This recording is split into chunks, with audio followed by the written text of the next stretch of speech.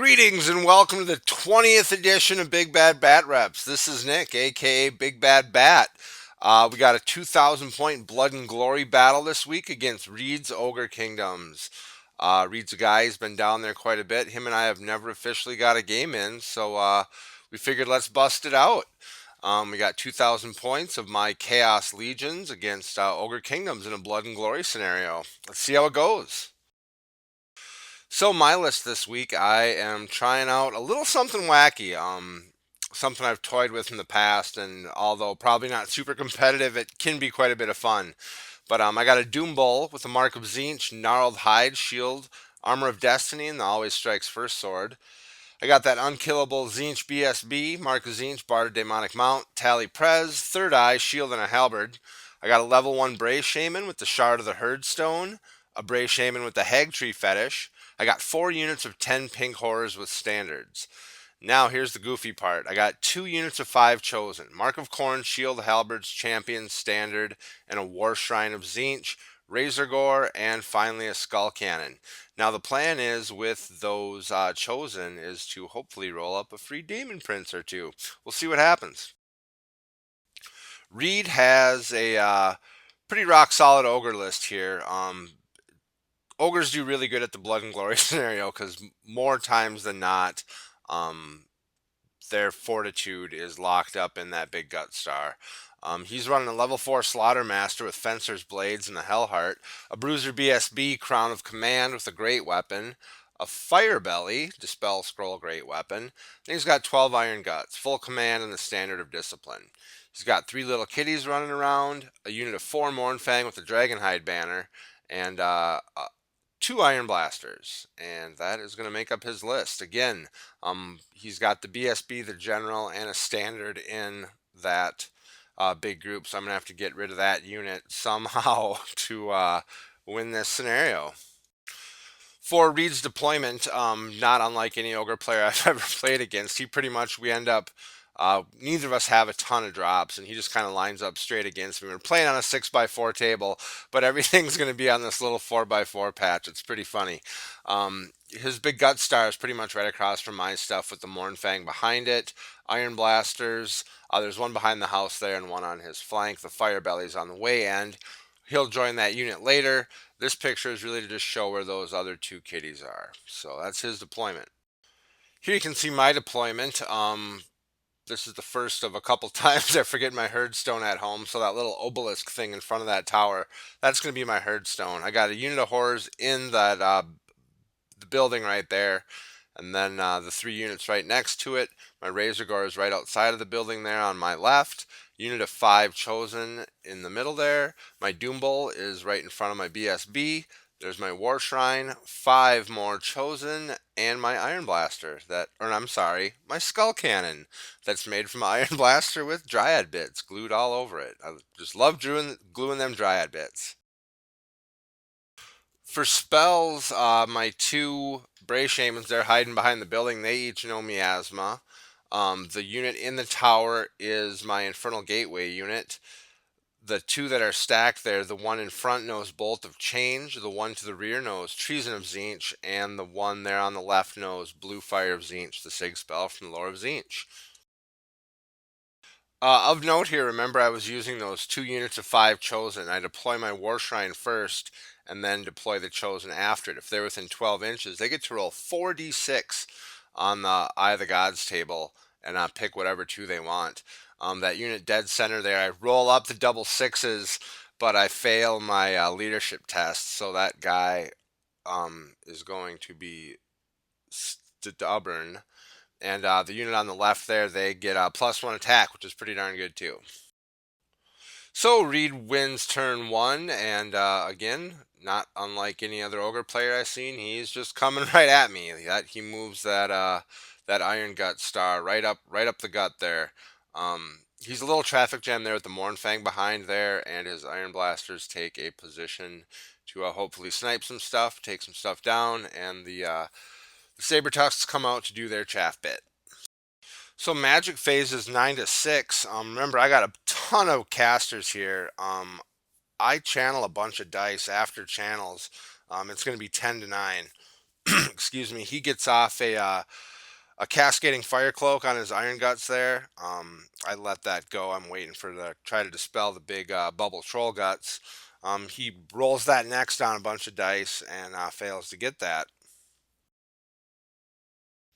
He then tries to cast a fireball at one of my, I think my unit of chosen or something, and I dispel that with my dice, and that's the end of the magic phase.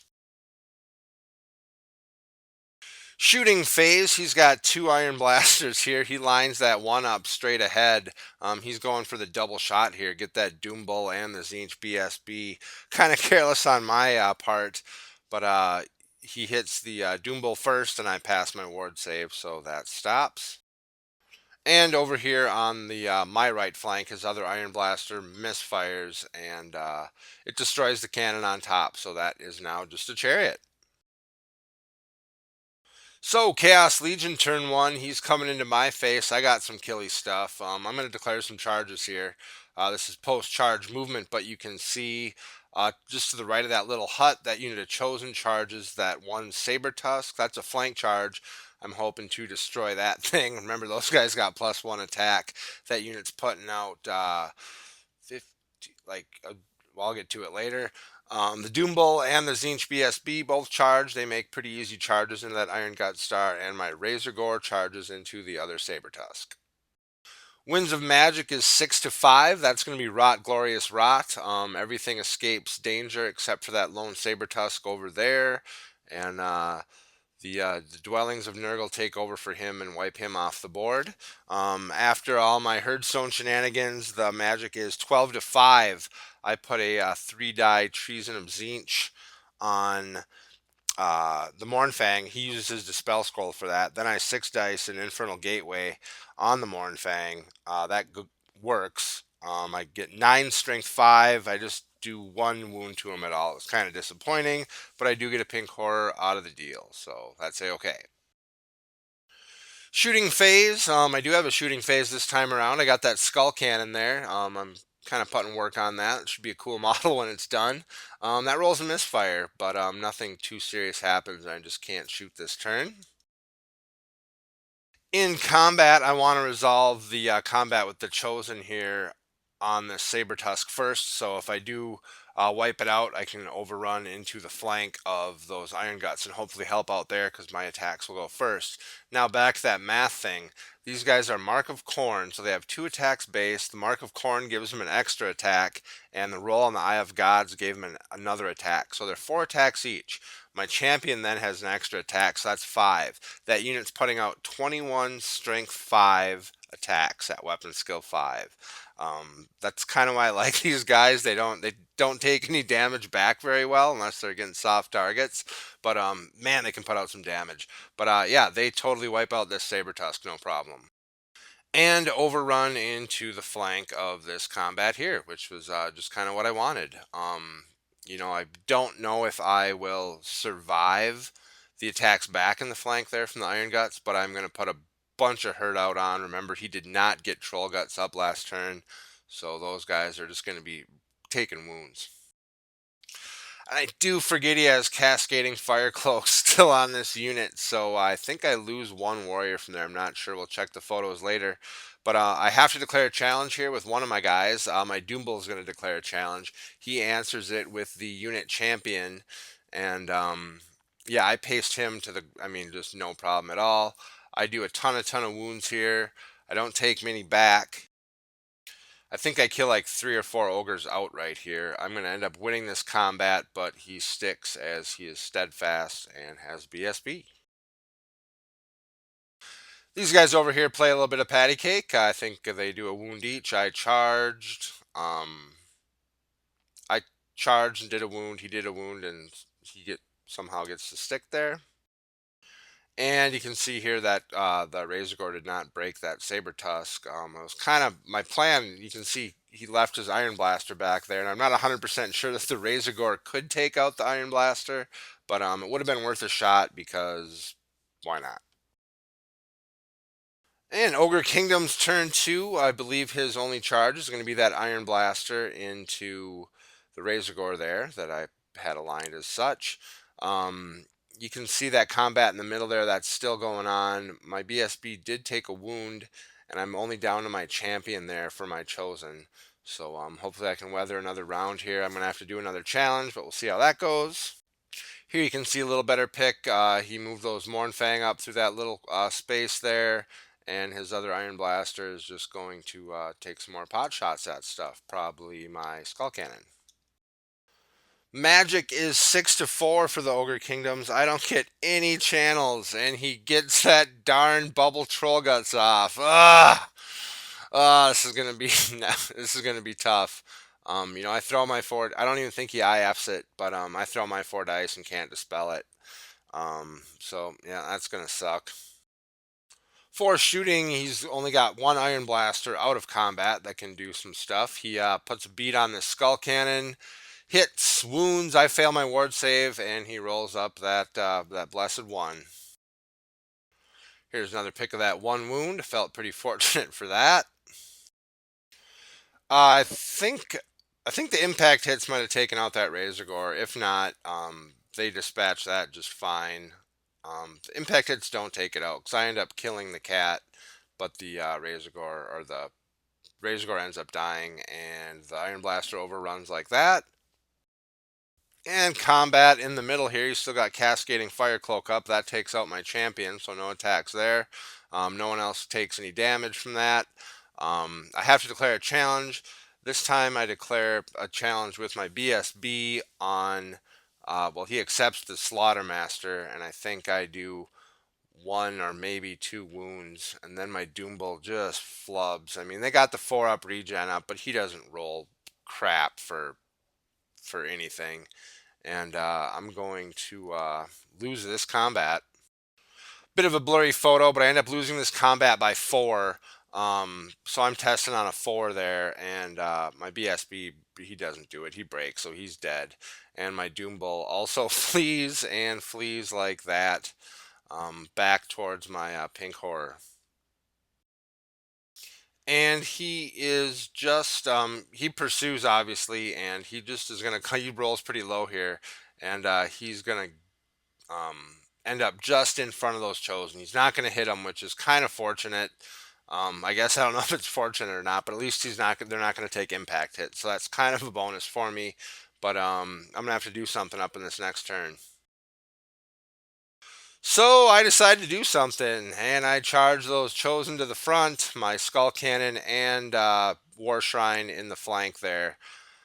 He's still got that darn Troll Guts up, so that's going to be a problem, but I'm hoping between my ward saves and hopefully I can put out enough wounds with those chosen in the front there to hopefully at least, draw this or maybe win it by 1. You can also see my Doombull rallies there. He rallies right in front of the pink horrors. In other movement, I back my Bray Shamans up a little bit. That Iron Blaster there is kind of crashing down on me, and I don't need to give him any free points here. I'm going to miss out being within 6 inches of the Herdstone, but at this point, having lost my BSB, and I'm just kind of in danger here, and I'm on points preservation mode while still trying to pick up some points. Magic is, I don't remember the exact role. The Rain of Chaos table has no influence on anything happening, but I end up with 12 dice after my 4 Herdstone dice there from the Pink Horrors, and I get a Treason of Tzeentch off. Yep, Treason of Tzeentch on this other unit here. Yeah, it's looking back at it, they're Iron Guts, so they're leadership 8. They pretty much always have the standard of discipline, so they're going to be 9 no matter what if they're using the general's leadership or not. So they're going to be a 9, and but they won't get to use the BSB, so I guess that's okay. And I believe that is about it for Magic. I think I try to get off like a Blue Fire of Tzeentch off on a Iron Blaster and on to no ado. So we go to combat here. The War Shrine does not do impact hits, but its guys get to attack. I think I do 2 impact hits with the Skull Cannon, And Cascading Fire Cloak is still up. That kills like two dudes. It's you can see the result here. I kind of flubbed my rolls. He's still got Troll Guts up, and all my chosen are dead. I lose here by more than enough. The Skull Cannon, mind you, the demonic units now, they crumble just like undead. So that thing just crumbles from combat res. And my War Shrine flees towards that house, just exposing its flank to the Morn Fang. Definitely not good. He decides to reform because the only thing that was alive was the War Shrine, and he didn't want to go that way because there's all those juicy pink core points in front of him. So this is what it looks like for Ogre Kingdom. I believe this is only turn three. Yeah, I've taken a lot of losses here.